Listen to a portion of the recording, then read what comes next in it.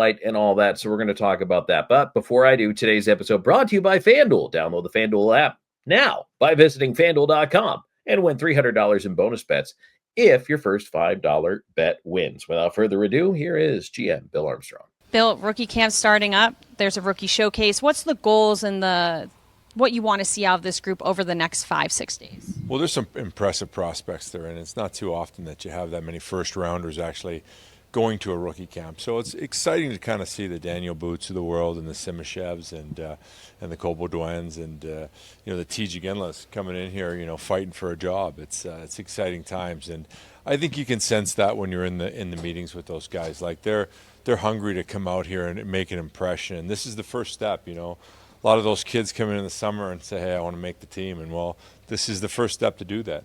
It seems like Simashev's been spending a lot of time with Sergachev. Hikes, karaoke, that type of stuff. What's that relationship meant from your side of things to have someone there to transition him to this type of hockey? It's a good question because, sometimes when you come over here, it's not only playing at the National Hockey League level, it's getting accustomed to the cultures and everything about it. And Sergei's great for him. He's a great mentor. He's a great role model for him. And so you couldn't ask any better to help him transition from playing over there and now coming over here to play in the National Hockey League. He's a big piece of and help him transition hopefully a little easier. Iginla is now fully healthy. What do you expect to see from him, and where do you want to see him improve his game? Well, it's been a while since we've had an opportunity to kind of view him. We're really excited. We've watched him bomb around here for the last couple of days, and he's got a little bit of fire in his belly, and he's eager to prove. So I'm looking forward to seeing him, show us what he can do scoring-wise and playing-wise, and see if he can come in and make our team. You mentioned some of those rookies. How many realistically could make that team? Well, I'm not taking dreams away from anybody, so I'm not a dream stealer. So I don't know to answer exactly how many, but I think that's the goodness of our club right now and where we are as an organization. We've got 6 first-rounders that sit outside our team, and they're all capable of making the team. So it's going to be exciting times for us. And, you like to see as a GM, you like to see that compete out of the young guys coming to camp. And the young legs, the excitement, they still believe that they're Santa Claus and that and that's the greatness of what they do. How healthy is competition for this group, especially where you're at in the growth period for this organization? I believe it's a huge part of our organization right now, just because of the simple fact that there's so many unknowns, and there's a lot of talented kids that sit outside our team that they want a seat at the table. What do you want to see from Maverick Lamoureux during this training camp? What will it take for him to push for a spot again? Yeah, he came up obviously with us at the time. Desperate times called for desperate measures, and you would have liked to seen him play some more games underneath his belt before he came up. He did a phenomenal job. When he played for us in the National Hockey League. We'd like to see more of that. He's big, he's long, he's got to bring a physical presence, he's got to be able to move the puck clean up here, and just really be a great shutdown D for us. If he can do that, all the other things are a bonus, but he's got a chance. Does it feel like go time finally? Oh, it's like just waiting for it. It's just, we're excited about this year. We're excited about seeing our kids and our team. So it's just, next step, and it's coming. So we're, just watching the guys on the ice. There's some talented hockey players. This is, like I've said, this is the highest compete we've ever seen coming to camp with our guys, and this is going to be an exciting training camp. How do you feel about Duda's progression since, entering the system? He's good. There's not many people that go to the American League, have that type of year, put on 10 pounds of muscle. He's probably one of the hardest working kids in our organization. He got into a bad situation where he wasn't allowed to play in the North American hockey. We got that resolved, and he came back last year, had a heck of a year in the American League. He's going to push too. Caleb obviously got surgery, but he's on the list being here this week. How's he doing, and what does it mean to just have him here, even if he can't compete for a spot right now? He's a big part of it. He's a cultural guy. He's somebody that's a leader internally, and he's going to help come to the rookie camp, get a viewing. I think just being around the NHL guys at camp also will help him, just learning the good habits, how hard it is at the National Hockey League, and how you have to compete every single day on your good days and on your bad days. What's his mindset been after having to be sidelined for a little while? Well, I think he went and worked out the day after he had surgery. He's a pretty hungry kid, so he's got that determination look in his eye of disappointment, but don't worry, I'm coming. We saw last year the lack of depth on the defensive side. Yeah. Has that been improved this year? Yeah, it has. We've added a ton of depth, and I think just with Simashev coming in, Duda pushing, Lamoureux pushing, and then Nick DeSimone coming back into the mix along with the 6D we already have. There's some really good depth there. I don't believe you can ever have enough good D, and the way the game's played at the speed, there's a lot of injuries. You need really 7 good D. So I believe that there'll be some young kids that push for position, and I like our depth, not only there but also up front. For these Europeans coming in, especially the Russians, is there some type of like a training program for English? Like, is there some type of way that they learn English, or is it just kind of? Yeah, it's called Instagram. That's the great thing about the world as we know it today, is that when they are on their phones, a lot of the stuff that they are viewing is in English. So that's the great news, is they learn English a lot easier and a lot earlier. What's it like having rookie camp here, Mammoth on the ice, on the wall, and having a home? Well, as I told the rookies as I dressed them, I said, yeah, timing's everything. You came in at the right time to kind of experience this, and this is a great thing for our organization. To be an elite organization, you have to have an elite training center, and we do, and we are very fortunate, and there's not a day that goes by that we're not grateful for it. It's truly a special place, and Ryan Smith and Ashley Smith and the SEG, they crushed this. 13 months ago, we were standing here, and Ryan was explaining his vision, and we were all looking around going, really? And here it is. It got it done. So this is big for an organization and just, the NHL players. Our players get spoiled. I do believe this is the best in the National Hockey League, and it's a great opportunity for us to kind of blossom in this environment. You say you don't want to bust dreams of guys, but do you have a certain, set in your mind of who you think will be going to training camp versus guys who may earn that opportunity? Yeah, you really got to come into rookie camp and earn it, right? Like that's the idea, is going to rookie camp. If you're going to make our team and come to compete, you should be one of the best players there. Okay, Robyn, there is a lot to unpack in that 6.5 minutes. So we're going to take a second, collect our thoughts, and we're going to do just that. That's General Manager Bill Armstrong speaking from rookie camp today. And today's show brought to you by FanDuel. The NFL season is here, and FanDuel's making sure you're kickoff ready with a can't-miss offer. Right now, new customers can bet just $5, and if your bet wins, you'll get $300 in bonus bets to use across the app. I love FanDuel because it fits however you like to bet, whether it's the player props, maybe you like to build the same game parlays, or even jumping in on live action as it unfolds. If you're one of those people who likes to go check out the game that's heating up in the fourth quarter, this is perfect for you. It makes every game more exciting, whether you're watching your team or just keeping an eye on your fantasy lineup. So are you ready to play? Download the FanDuel app now by visiting FanDuel.com to get started. That's FanDuel.com to place your first $5 bet. Tom Callahan, Robyn Leaño, thank you so much for joining us here, Locked on Mammoth. If you like what you hear, please like, follow, and subscribe. Go ahead and click the bell on YouTube as well so you get notified whenever we drop a brand new show. 5 times a week now, we are back full-time with hockey season quickly approaching. Robyn, I'm just going to let you take it on this Bill Armstrong, because he mentioned so many players. So many players. Pick one. Where do you want to go first? I will say this. I think it's one of the easiest ones to talk about Iginla, right? Because they talk about him being back essentially at now in close to full capacity. Pretty much pretty much there, right? He's finally back, recovering from his injury, and we already talked about it, right? We had Russ Cohen on last week talking about what he did to recover and all his VR work, and now hearing kind of what Bill Armstrong kind of sees in him going into this season. It's promising. It's so promising. It just makes me so excited, Tom.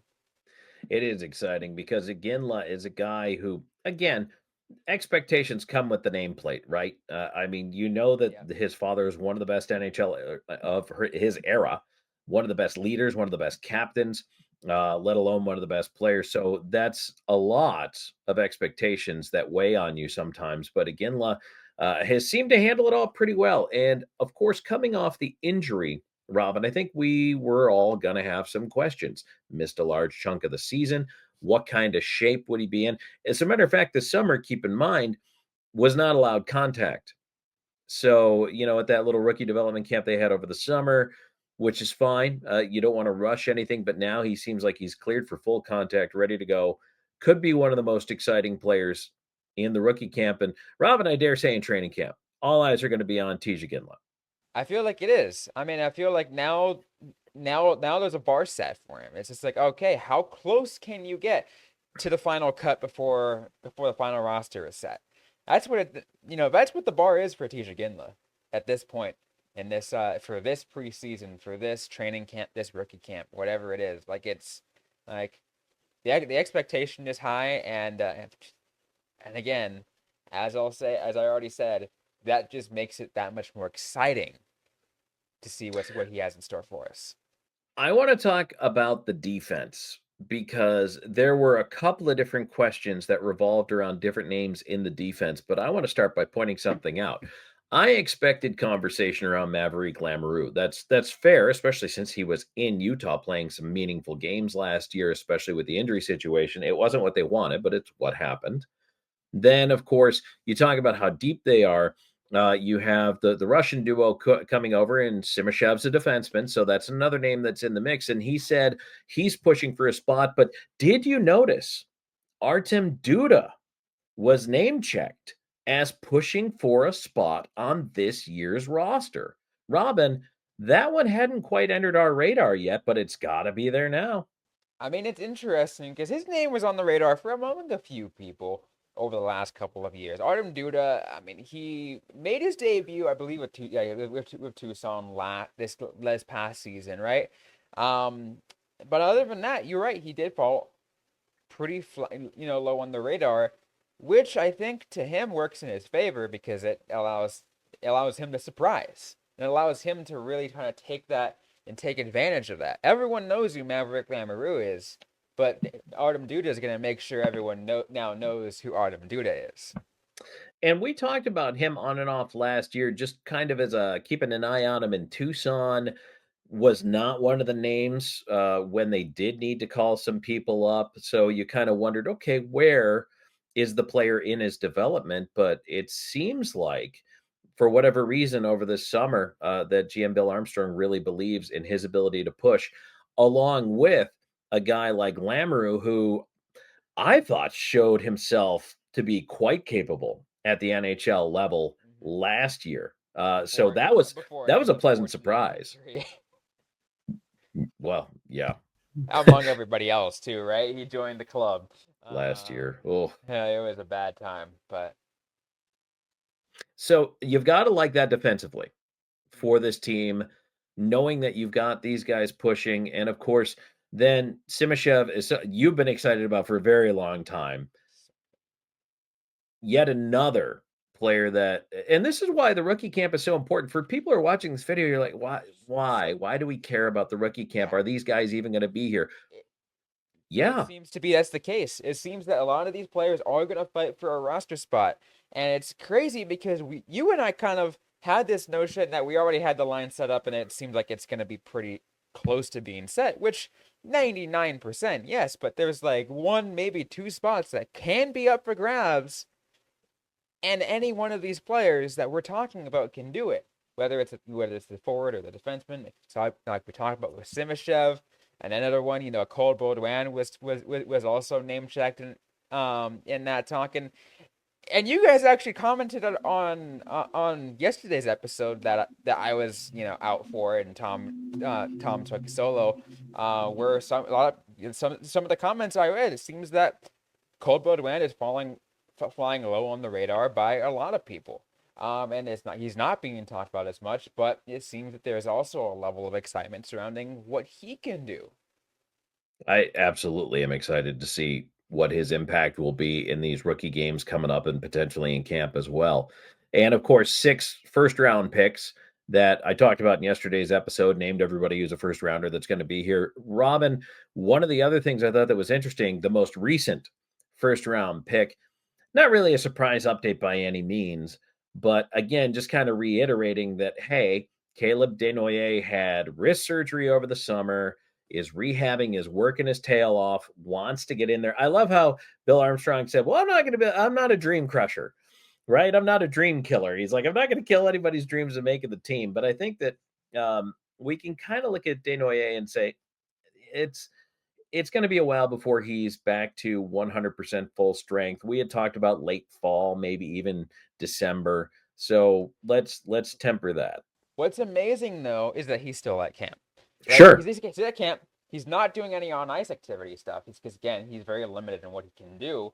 But he's there taking in the knowledge so he can train. Like but that takes some incredible amount of just willpower by a really young guy to be able to just go in there and just take everything in like that. And not being able to play and not being able to do all the drills. Like, I know you probably want to be out there. You probably want to fight for a spot.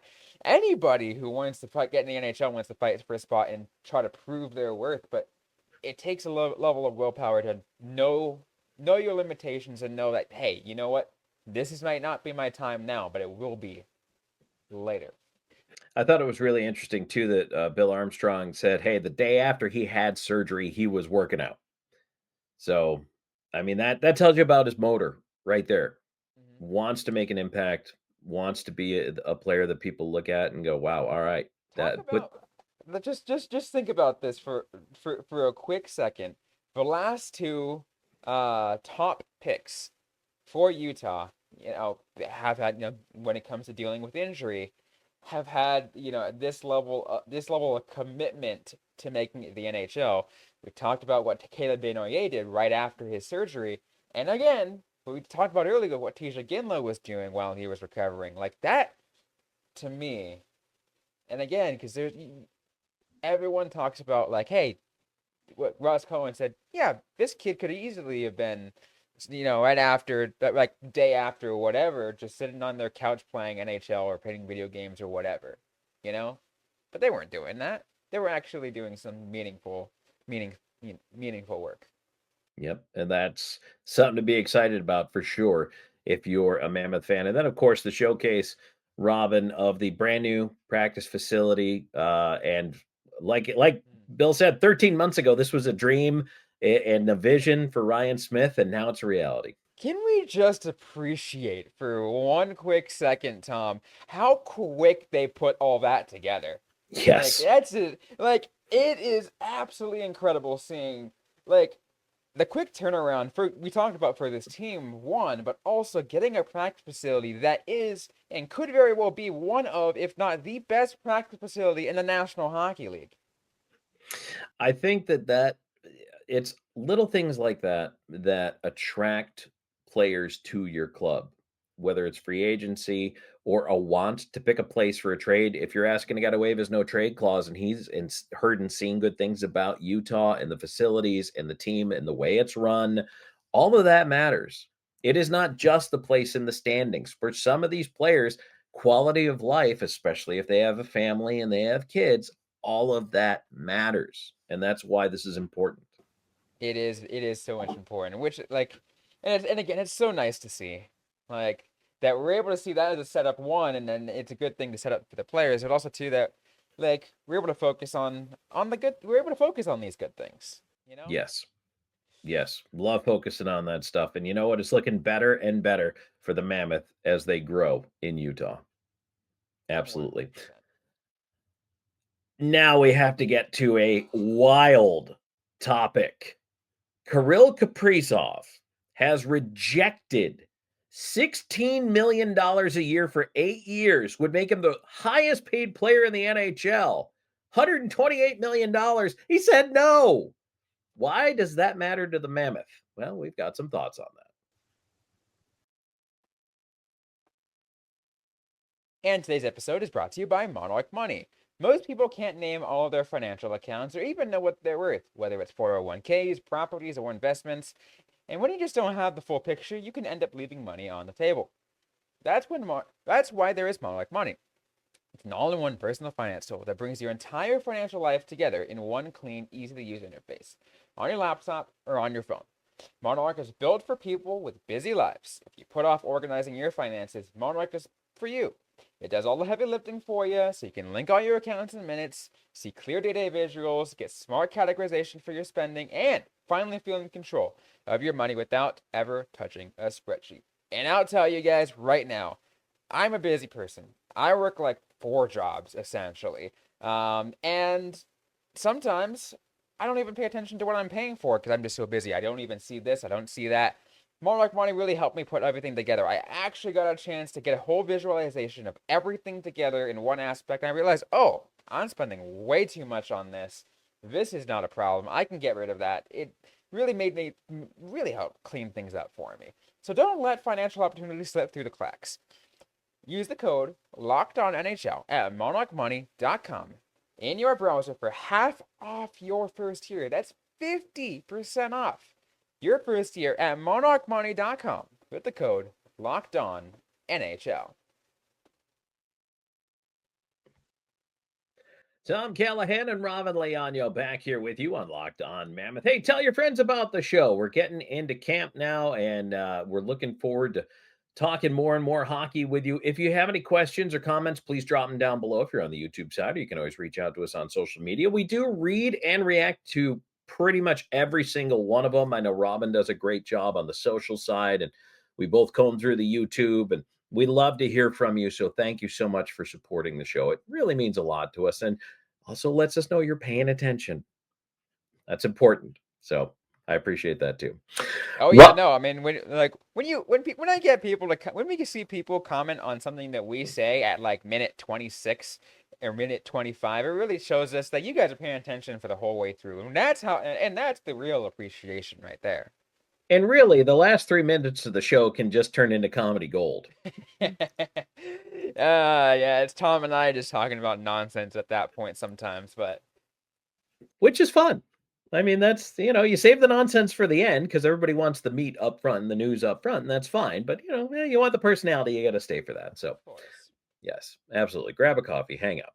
All right, Robyn, can you make any sense of Kirill Kaprizov turning down the most money ever offered to an NHL hockey player, got the full term, 8 years, $16 million is more than anybody else is making, turns it down?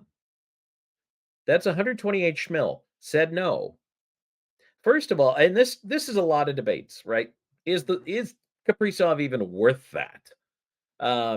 But beyond that, I understand there's the cap implications and everything else, and there's a ton of free agents coming up this summer.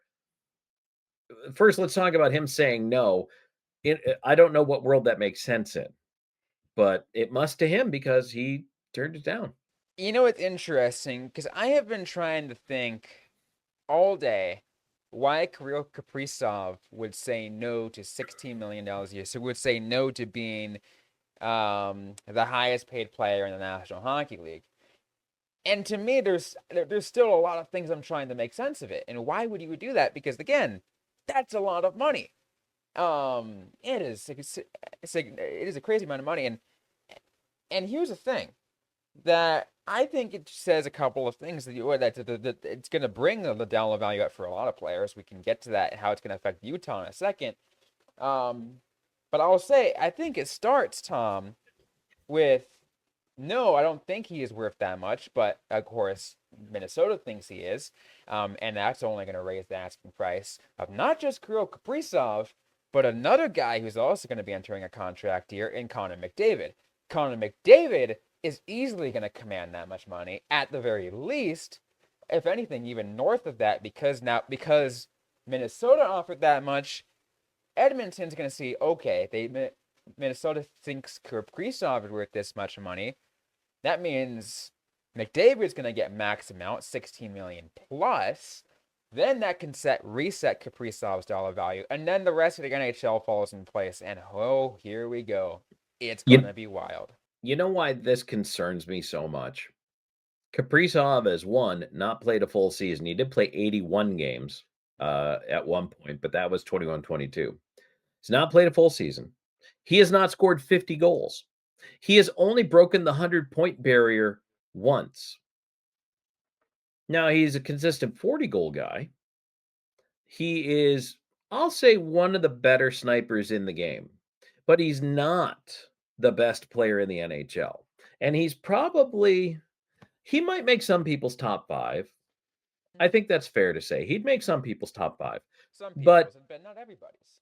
108 points is his max, and he's only gotten over 100 once. He's delivered some 90-point seasons. You know who else delivered a 90-point season last year? Clayton Keller. Yep. So you're telling me that Keller, who's not even at 8 million, would be double that? And that's where the pain starts to set in, because Logan Cooley, Robyn, every time we speculate on the cost of this contract, keeps it goes going up It and keeps going up and up. It goes 8 to 8, 5 to 9 to 10. Now, is it going to go to 12? Is it going to go to 14? Logan Cooley, and take nothing away from Logan Cooley, he is clearly the future 1C for this hockey team. Is he ever going to be a 40-goal scorer this consistently? I don't know. Is he going to be a 100-point guy? You don't know. But now this is the game you're playing. Is Cooley going to cost you? And maybe Cooley only wants 4 years at $16 million so that he can get a bigger deal later. Well, what's that going to do for Keller? What is that going to do for Gunther? What is that going to do for Peterka? Down the road, you may have to shed some of these guys. And the guys coming in behind them, once you're out of their ELCs, what about the Bowens and the Iginlas and Desnoyers of the world? This is ridiculous. I mean, yeah, we already know that the cap is projected to keep going up by a pretty significant chunk every year. But even then, again, that is still a huge chunk of salary. And again, that's what like 20% of your salary cap? And it's a prediction, Robyn. It's not a guarantee. You're right. Let's take a look back a few years ago. And again, COVID really, the whole pandemic and everything that happened in the early 2020s messed everything up. Yes. Right? Because it was like, we're probably supposed to be at around like $110 million cap right now. But we're not there because it was a flat cap in the early 2020s. Because what happened was there was less revenue. Right? There could be a scenario where the NHL hits a wall in revenue and the salary cap doesn't go up 1 year, or it doesn't go up as expected. And maybe, let's say it's 95 million this year. Maybe this year NHL revenue takes a dip, not as much as they expected. And all of a sudden, salary cap, instead of projecting 105, it only goes to, let's say 100 million, maybe 99 million. That's a significant chunk less than what you expect. And now all these teams are dealing with another issue that they have to shed cap elsewhere. And if Utah falls into the trap of this because of what Kirill Kaprizov is trying to ask for, or even or rejecting a contract of that kind of value, it's going to set things really out in tailspin. It's going to affect the whole league, not just the Mammoth, but the Mammoth are obviously important to us as we discuss these things. Yeah, and we're giving you guys our perspective as Mammoth reporters, right? We're giving you the Utah perspective as best we can, and again, that's crazy to think about. And like you said, when it comes to a guy like Logan Cooley, I think that's the biggest piece because he's the next guy you're supposed to sign. Did Logan Cooley, Robyn, just become a $12 or $14 million player because of Kaprizov saying no to 16? It's possible. It is possible. I think that's a scenario that could very happen, like I mentioned earlier. Because he said no to 16, so McDavid takes like higher amount, right? Because of that, then Kaprizov, let's say, takes like 16.5 or whatever it might be, whatever the max you can take is at this point. I think it's what is the max at this point? 18? What probably? Yeah, it's like 20% of the cap. Or sorry, 10%. So around right? So 20%. 20%. Yeah, 20%. So around 18 million. So around 18 million is the highest a player can go right now. If let's say McDavid goes that high, then Kaprizov ends up getting like 16.5, 17 million because that's what that's what that's what Minnesota was trying to fight for, and to see if he got a denial at 16, that sets up for potential go higher. Then Logan Cooley goes higher because Logan Cooley, we've talked about, is we're looking at comparables, right? We're looking at comparables for contracts. And in the same year, an agent's going to use those comparables to their advantage when it comes to negotiating with a player. Logan Cooley could very well be around 11, 12, 13 million dollars. That's And that's scary to think about. you know what's going to make this even crazier. And Robyn, you know where I'm going to go with this. I'm sure a lot of people do, but if you don't, what happens if Connor McDavid goes to the market? What happens if McDavid decides not to stay in Edmonton? What if the bidding is open? That's going to blow it all up. It's going to blow it all up. And That would be, he would be probably the most sought after free agent in history. This is why, Tom, and this is why I'm saying, because like we're talking about the scenario where Kaprizov's contract hinges on McDavid's contract. This is why Utah needs to be as proactive as possible and sign Cooley now. Take his phone. Don't let him watch TV, listen to the radio, or talk to his agent.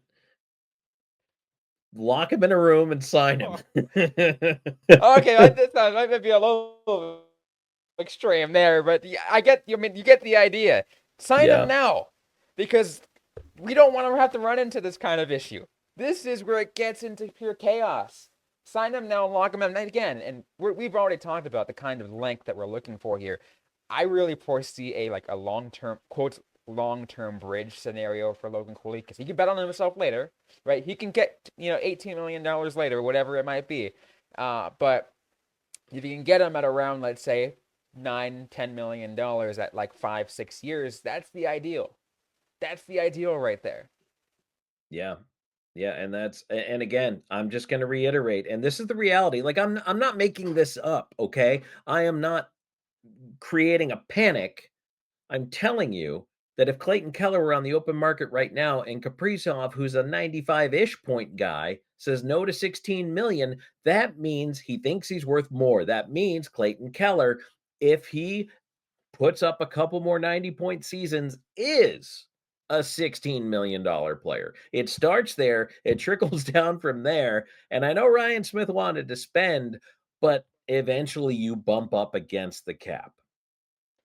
And that's why it's so important for teams to hit while they're in their window. What happens to the whole of NHL in this scenario? Because all of a sudden, now you can't afford your players. And Bill Armstrong is reasonable. He's smart. He won't put himself in an untenable situation, but let me tell you, half the GMs in this league absolutely will. So a lot. Oh, you just first of all, Mammoth fans, be thankful your GM's smart. That's huge. But second of all, maybe you can take advantage of the chaos, but at some point, players are going to become unaffordable for every team. Not every team will be able to hang on to their core as long as they have. That's the end result, Robyn, is right there. Let me lay it bare for you. The end result is teams will not be able to hang on to their core for as long as they have in the past. And it's crazy how, we're there, because just 10 years ago, we were in a different world. Yeah. Right? Yep. And I don't begrudge the players the money. If someone says you're worth it and I'll pay that to you, then you're worth it and you get paid. So that's not the player's fault. But there's only so many dollars to go around. So this is going to be interesting. I think what we're going to see the next couple of years is a crazy reset on the high end, especially after this next summer. We're going to see a crazy reset, but then everything's going to have to trickle back down. Water's got to find its own level. So that means the low end players will end up probably making less. That's the other kind of knock on effect from that. Be a bigger discrepancy. Yeah, because again, we're waiting into the salary cap is only going up, projected to go up by a certain amount every single year, right? Next year is supposed this season, like I said, is 95.5. For next season, it's projected to be 105, and then it goes up to 110 or 115, right? But again, as you talked about, Tom, those are projections. In an ideal world, okay, that's fine. But what happens if it doesn't meet that benchmark? What happens to these teams and to the cores? What's next? And again, as you talked about, we're going to end up seeing is we're going to see more players essentially making league minimum. It could come down to that. It really could. And it'll be certainly the haves versus the have-nots. And what's going to end up happening? I mean, yeah, CBA was just agreed to, but who's to say the NHLPA can all of a sudden is like, okay, wait, hold up, we don't like what's going on here, and all of a sudden they don't report the camp, and all of a sudden what? Like, there's a lot of things that could happen too if you think about it. There could be unrest within the PA itself. You know, some of the lower earning players might really feel that they're not being taken care of, which has happened in the past. A lot of times the PA looks out for those high level, high dollar earners. They want to get them their max money, but they kind of forget about the little guys. I think they've gotten better at that, but it could be another thing. Robyn, this is a whole nother show. We're bleeding into a whole nother show, but it's so important to talk about because it could become a huge issue. It could become this could become something crazy, absolutely crazy. And we're going to keep, our finger on the pulse of it all over the next couple of weeks, because whatever happens in Minnesota will definitely trickle down to the rest of us. And there's no guarantee that Kaprizov even bothers to sign anytime soon. He may get into camp and say, you know what, it's time for hockey. I'll worry about it in the spring. And again, as I said it just a few minutes ago, say it again, which gives Bill Armstrong the opportunity to sign Cooley now. Yeah, if Cooley's agent wants to wait too because of what Kaprizov does, that's sure, going to start scaring me, which he might. But get it if you can get it done. Get it done.